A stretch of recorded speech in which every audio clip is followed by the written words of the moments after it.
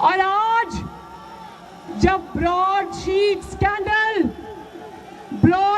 Scandal جس کو پاکستان کی عوام فراڈ شیٹ سکینڈل کو کہتے ہیں، آج جب اس میں یہ حقائق سامنے آتے ہیں کہ تم نے 22 کروڑ عوام کے خون پسینے کی کمائی چپ چاپ راتوں رات اسمگل کروا دی پاکستانی ہائی کمیشن میں، اور وہ جعلی فارم اس کو لے اڑی، وہ تم نے بھیجی ہی اس لیے تھی کہ کیونکہ تمہیں پتا تھا وہ ضبط ہو جائے گی۔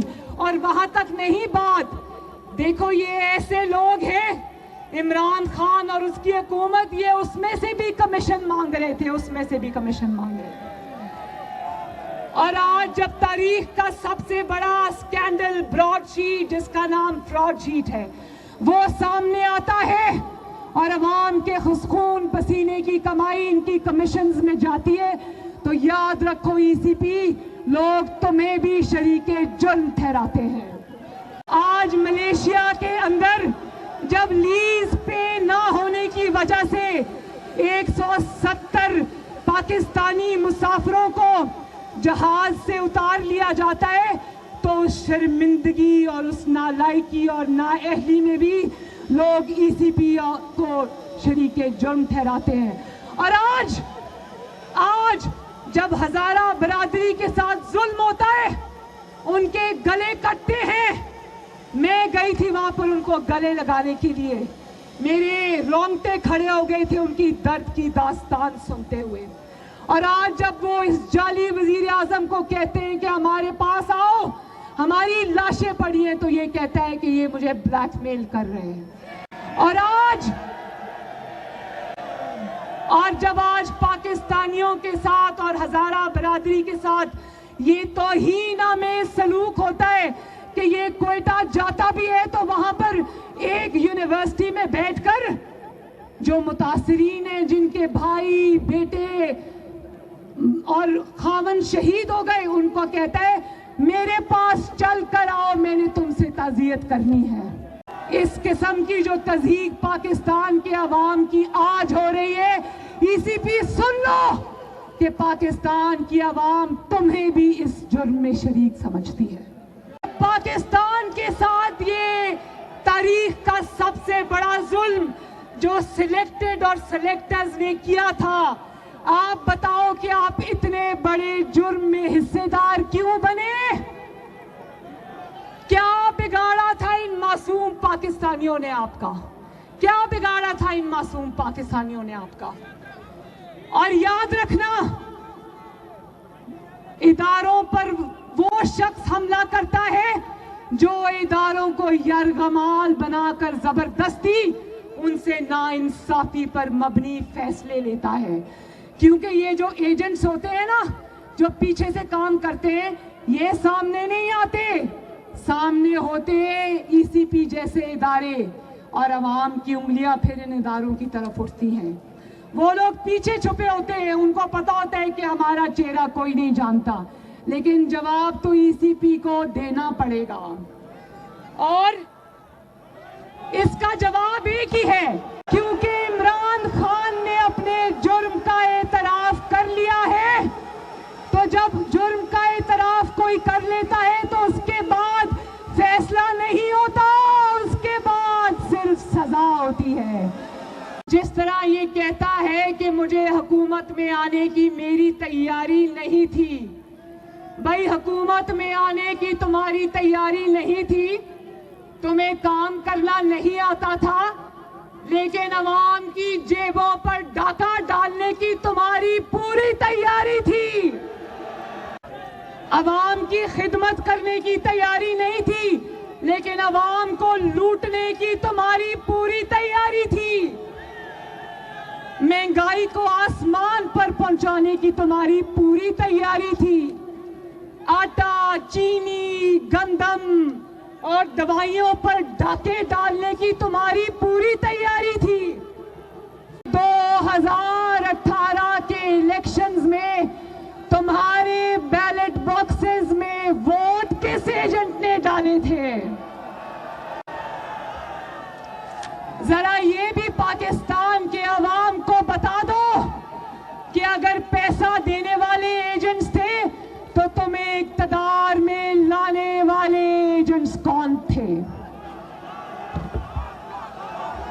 بھی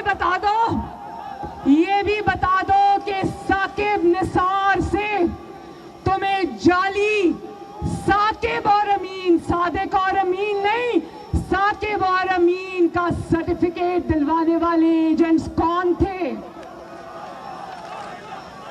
اور اب یہ بھی بتا دو، یہاں میڈیا کی وینز موجود ہیں، یہ بھی بتا دو کہ تمہارے لیے میڈیا کو مینج کرنے والے، میڈیا کو دباؤ میں لا کر اپنی مرضی کی خبریں چلوانے والے ایجنٹس کون ہیں؟ پوچھو میرے بھائی، کون ہیں وہ ایجنٹس؟ اور یہ بھی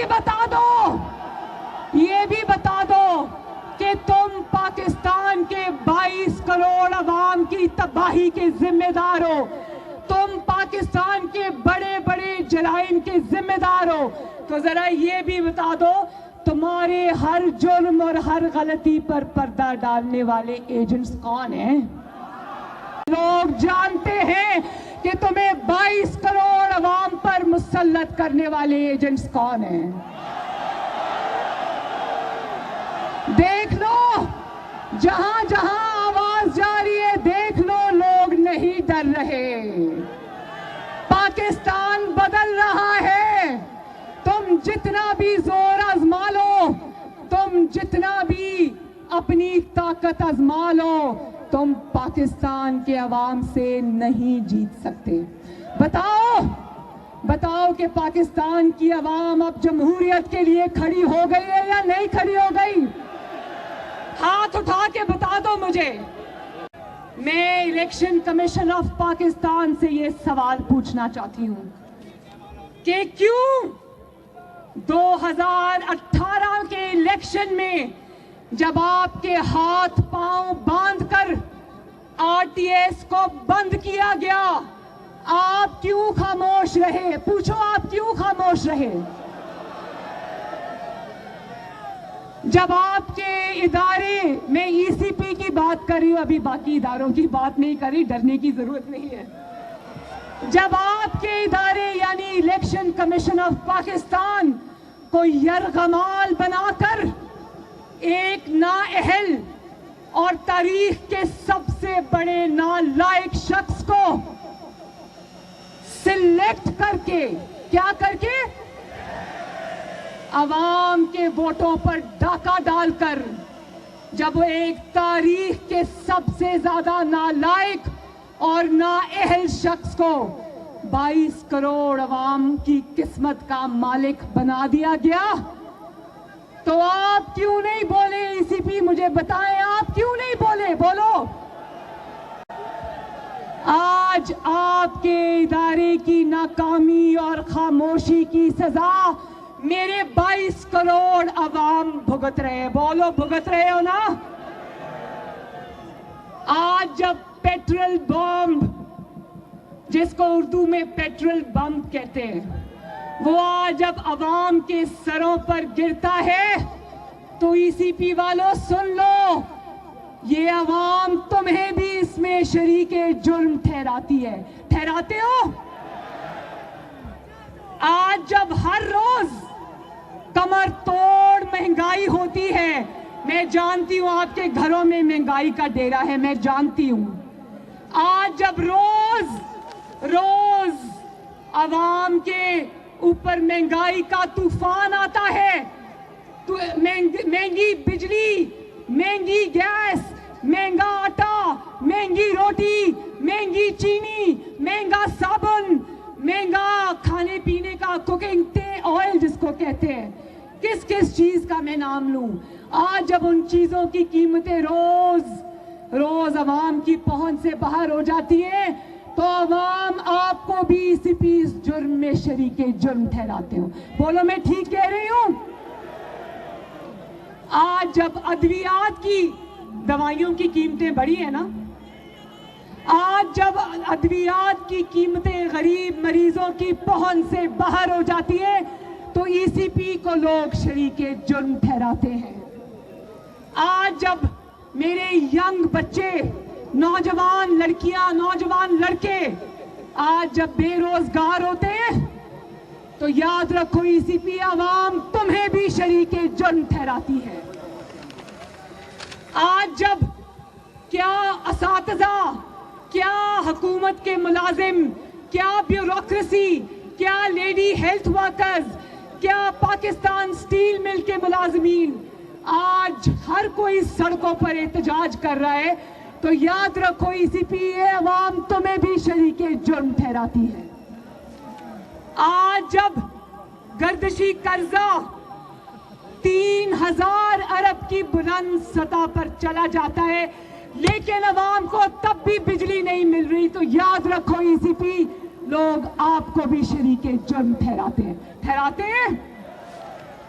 اور آج جب اچانک پورے ملک کے اندر، پورے پاکستان کے اندر، چاروں صوبوں کے اندر بجلی بند ہو جاتی ہے، اچانک پورا ملک اندھیروں میں ڈوب جاتا ہے، تو یاد رکھنا ای سی پی اس نااہلی اور نالائکی میں لوگ آپ کو بھی شریک جرم ٹھہراتے ہیں۔